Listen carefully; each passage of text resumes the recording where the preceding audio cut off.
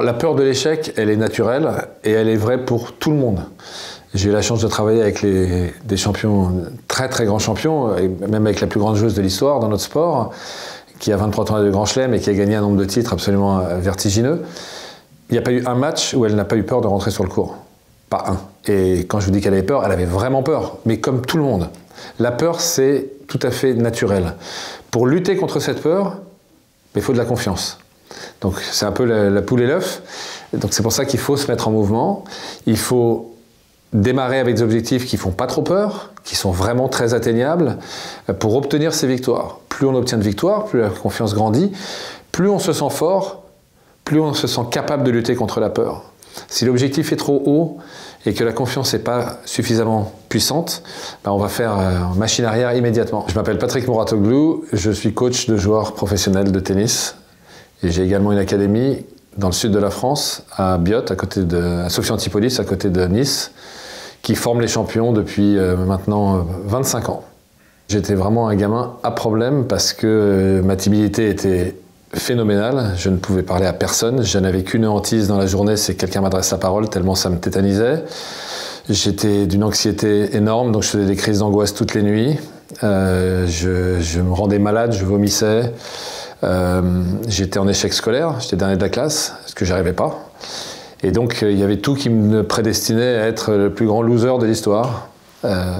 Mais heureusement pour moi, j'ai trouvé les moyens d'inverser complètement la tendance, mais ça m'a pris du temps et de l'énergie. Mais je connais la route puisque je l'ai empruntée moi-même et je l'ai fait emprunter à d'autres par la suite. L'une des clés pour se construire un mental de champion, c'est l'estime de soi. Comment on construit une forte estime de soi? L'estime de soi, c'est la pierre angulaire de la réussite. Sans estime de soi, sans confiance, il est absolument impossible de réaliser quoi que ce soit. Déjà, ne serait-ce que parce qu'on ne va pas essayer, ou que si on essaye, on essaiera à moitié, parce que au fond de soi, on ne croit pas en notre propre réussite. Donc la confiance, c'est absolument essentiel. C'est très difficile à obtenir. Mais c'est un travail, comme tout le reste d'ailleurs. Ça se construit avec des petites victoires quotidiennes. Et il n'y a pas de petites victoires, il n'y a pas de victoire trop petite. Toutes les victoires sont bonnes à prendre. Tu cites une phrase de Serena Williams que tu as entraînée pendant des années. Il faut être son premier supporter. Ce conseil, c'est quelque chose que chacun d'entre nous peut appliquer à soi-même? Évidemment qu'il faut être son premier supporter, Serena disait ça tout le temps, son plus grand supporter. Il faut avoir un regard bienveillant avec soi-même, ce qui est très difficile quand on n'a pas de confiance en soi, puisque en fait on s'en veut. On s'en veut, on se trouve médiocre, et donc on s'envoie des messages négatifs sur soi tout le temps. C'est pour ça que ces petites victoires sont essentielles, parce que progressivement, elles vont changer le regard qu'on a sur soi.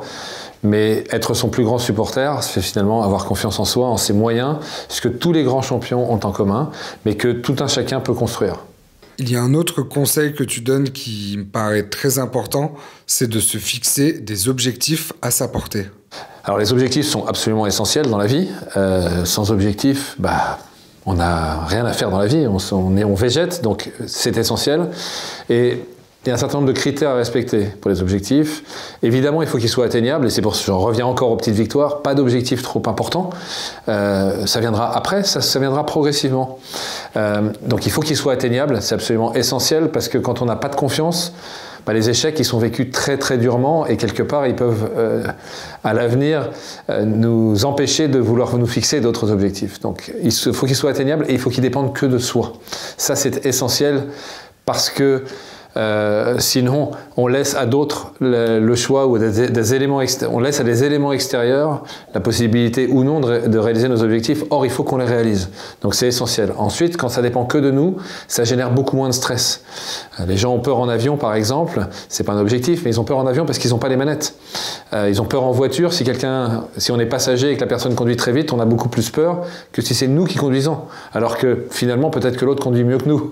Donc, c'est pas quelque chose qui est de l'ordre du raisonnement, c'est quelque chose qui est vraiment émotionnel. Accepter ses échecs, les évaluer et tirer des leçons de ces défaites. Comment on arrive à porter ce regard objectif sur soi-même quand après une défaite, on est un peu au fond du trou?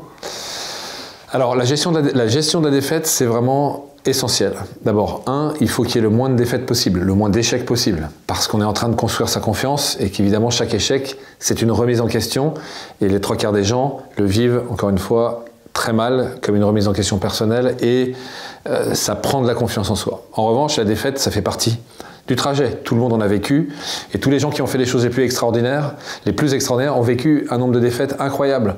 Simplement, la défaite, c'est extrêmement intéressant dans la construction, dans notre construction personnelle. Pourquoi?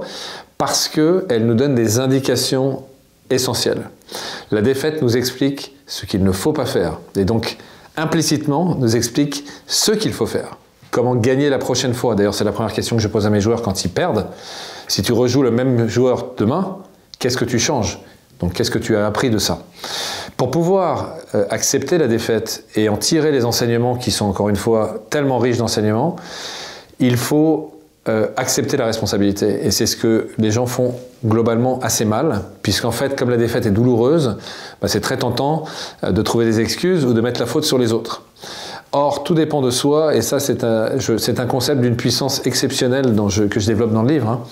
Le fait d'accepter que tout dépend de soi, ce qui est quand même vrai dans 99% des cas, puisque même quand il y a d'autres intervenants, on est en mesure de les contrôler dans l'absolu, de leur parler, de faire en sorte qu'ils soient des alliés, pas des ennemis. Donc en fait, tout dépend de nous. À partir du moment où on accepte ce concept que tout dépend de soi, on développe un sentiment de puissance extraordinaire qui nourrit cette confiance en soi. Et on a bien compris que la confiance en soi était essentielle. À partir du moment où on accepte cette responsabilité, donc l'idée que tout dépend de soi, on est capable de se regarder, et comme on ne veut pas que cet échec se reproduise, on est bien obligé d'en tirer tous les enseignements, et c'est une des choses les plus importantes dans la vie. Un autre conseil que tu donnes dans ton livre, c'est la gestion des émotions. C'est quoi la clé pour bien gérer ces émotions? Alors les émotions, on est des êtres humains, les émotions, beaucoup d'entre nous vivons pour ça. On n'imagine pas une vie sans émotion, on serait des robots et l'émotion, elle peut être extraordinaire. D'ailleurs, le métier que j'ai choisi, je l'ai choisi aussi pour toutes les émotions que ça me procure. Donc il n'est pas question de dire que les émotions, c'est pas quelque chose de positif. En revanche, il y a beaucoup d'émotions négatives et c'est là qu'est le danger, parce que les émotions négatives, c'est ça qui fait que on va avoir des réactions qu'on va regretter ensuite, on va prendre des décisions qui ne sont pas les bonnes, parce que finalement, ce n'est pas notre cerveau qui prend les décisions, c'est notre émotion. Comme si elle prenait le pouvoir sur nous. Et quand on coach, c'est pareil, on a beaucoup d'émotions aussi, et tout ce qu'on va dire à son joueur, toutes les décisions qu'on va prendre pour son joueur, vont avoir des conséquences.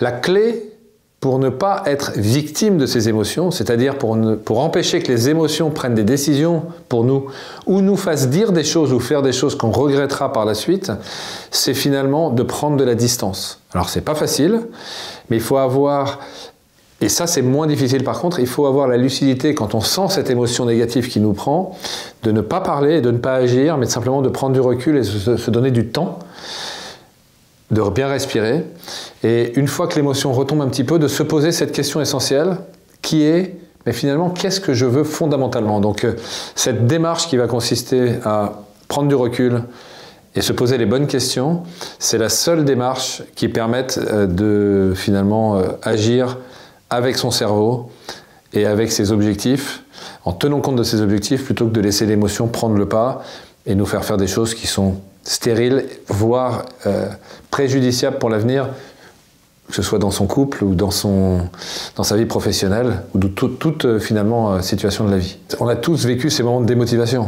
alors pour plein de raisons, mais beaucoup l'ont vécu, des joueurs professionnels, des athlètes professionnels l'ont vécu, il y en a beaucoup qui l'ont raconté, Yannick Noah l'a raconté il y a quelques jours, cette dépression après avoir gagné Roland Garros. Novak Djokovic en ce moment vit une période très difficile où il est en manque de motivation, donc ça touche tout le monde. Les champions ont cette faculté de ne jamais vivre dans le passé. C'est-à-dire que tout ce qui a été réalisé, ça appartient au passé et on se projette immédiatement dans l'avenir. C'est quoi demain? Qu'est-ce que je peux faire de plus? Quel est mon prochain objectif? Ils sont en permanence dans cette espèce de trajet entre l'endroit où je suis aujourd'hui et l'endroit où je vais être demain. Et en fait, finalement, c'est ce trajet-là qui les motive. C'est ces moments-là les meilleurs. C'est pas le moment où on gagne. Le moment où on gagne, on a la coupe, ça dure quelques instants, quelques secondes, quelques minutes. Allez, on est content même pendant une heure ou une soirée.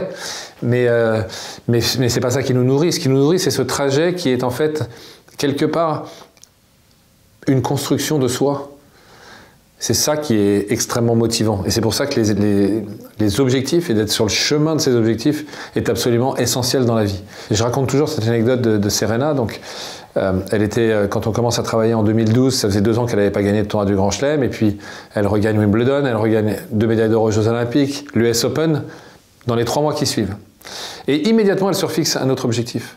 Elle redevient numéro 1 mondial, elle me dit « Je veux gagner Roland-Garros, c'est un tournoi qui m'a toujours fait défaut parce que je l'ai gagné une fois en 2002, on est en 2013, donc ça fait 11 ans que je ne l'ai pas gagné, et je veux le regagner, est-ce que tu peux faire un plan pour moi pour gagner Roland-Garros ?» Et en 2013, elle gagne Roland-Garros.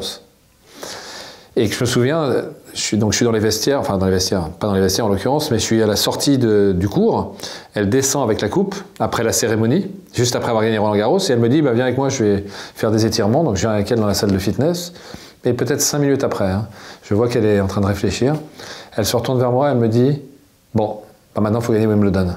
On est 5 minutes après, un trophée qu'elle cherchait à gagner depuis 11 ans, et 5 minutes après l'avoir eu, elle est déjà en train de penser au tournoi d'après. Et je sais qu'elle a déjà oublié Roland-Garros. C'est quand même exceptionnel. Alors du coup, on ne savoure jamais. Alors savourer...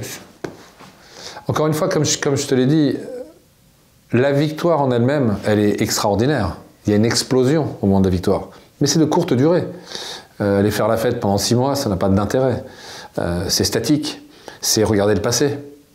Ce qui est intéressant, c'est de regarder l'avenir et de se mettre dans une espèce de dynamique qui est extrêmement motivante, qui fait à travers laquelle on se construit en tant qu'être humain et en tant qu'être performant aussi. Donc on savoure, mais on ne savoure pas pendant un temps illimité. Et les champions savourent très peu. Ils savourent énormément, mais pendant une durée extrêmement courte, parce qu'ils se projettent vers l'avenir immédiatement. Si je résume ton livre, en fait, c'est de montrer que dans chacun d'entre nous, il peut y avoir des graines de champion qu'on peut arroser et faire pousser. Évidemment, ce livre s'adresse à tout le monde. Donc tout le monde ne sera pas Serena Williams, ça c'est sûr. Il n'y en a qu'une dans l'histoire. Donc il y a peu de chances que beaucoup d'électeurs deviennent Serena Williams. En revanche, ce que tous ces champions montrent, c'est le chemin. Et ce chemin-là, il peut être emprunté par tout le monde pour des objectifs de vie qui sont beaucoup moins extraordinaires que le destin de Serena Williams, mais qui sont quand même extraordinaires pour chacun d'entre soi. L'important, c'est que la vie en fasse son propre chef-d'œuvre. Il n'y a pas de jugement à porter sur ce que les uns et les autres ont comme objectif ou comme rêve dans la vie. L'objectif du livre, c'est d'utiliser tout ce que j'ai fait moi-même et ensuite fait avec les champions et ce que j'ai appris de tous ces champions pour le mettre au service des gens, pour qu'ils se mettent sur la route pour obtenir pour réaliser leurs objectifs et